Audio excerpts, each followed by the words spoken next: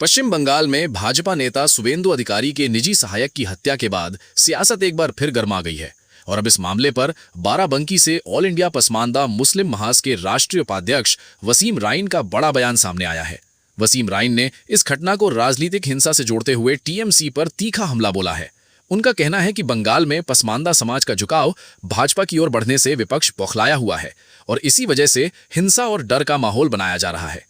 उन्होंने बंगाल में कानून व्यवस्था और सुरक्षा को लेकर भी सवाल उठाए और दोषियों पर सख्त कार्रवाई की मांग की। सुनिए इस पूरे मुद्दे पर वसीम राइन ने क्या कहा।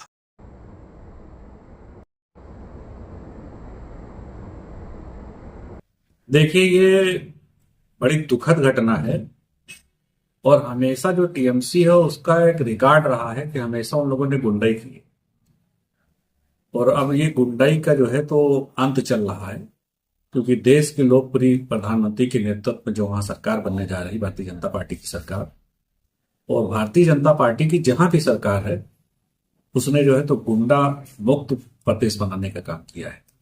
तो हमें पूरा भरोसा है कि बंगाल भी गुंडा मुक्त प्रदेश बनेगा।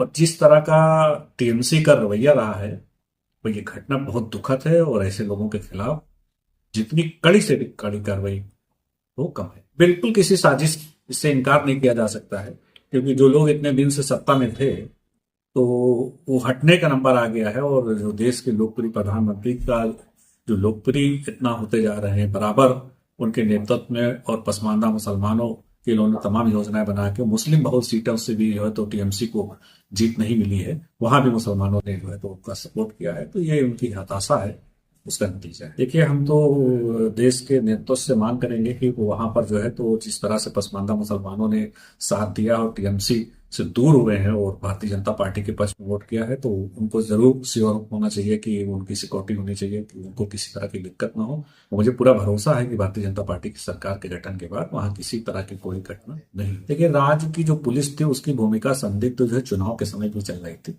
हमने इससे पहले भी मांग की थी कि जहां पर जो है केंद्रीय पुलिस बल लगाकर और जो पसमानदा मुसलमान है, खासकर जो मुस्लिम बहुत सीटें हैं वहां पर उनको सुरक्षा प्रदान की जाए, ताकि उनको लगे, भरोसा रहे कि हम सुरक्षित हैं।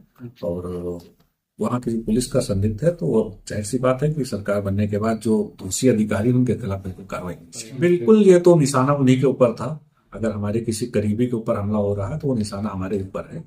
तो इस तरह की घटना करने वालों के खिलाफ कड़ी से कड़ी कार्रवाई होनी चाहिए, ताकि एक सरकार का मैसेज जाए और जो लोग हैं वहां उनको लगे कि इस सरकार में हम सुरक्षित हैं। अब वो टीएमसी का दौर खत्म हो गया, गुंडाई खत्म हो गई, वो गुंडा मुक्त जो है तो प्रदेश बनने जा रहा है। देश के लोकप्रिय प्रधानमंत्री के नेतृत्व में वहां सरकार का गठन होने दीजिए और मुझे पूरा भरोसा है कि जो कार्यकर्ता हो या वहां की जनता हो पूरा भरोसा रखे सरकार के ऊपर, किसी तरह की कोई घटना नहीं होगी, क्योंकि ये भारतीय जनता पार्टी की सरकार है, टीएमसी या कोई और जो अपने आप को सेक्युलर दल कहते हैं वो नहीं है।